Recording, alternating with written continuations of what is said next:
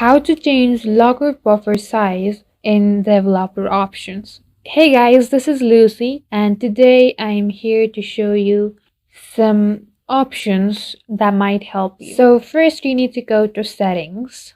Here in the search bar, you need to type developer options and this will pop up. Just click on that.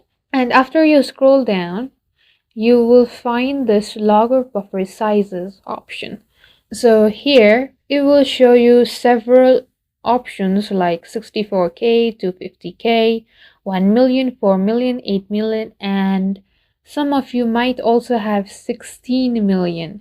So this logger buffer size is the time needed to analyze the sounds coming into your Android device. So the default buffer size is typically around 250K, but if you are thinking to change it to somewhat higher sizes like 1 million, 4 million, or 8 million, know that it will cause some issues in your device performance. So better keep it at 250K. Thank you guys for watching. I hope this video is helpful. Like and subscribe for similar content and I'll meet you guys in the next video.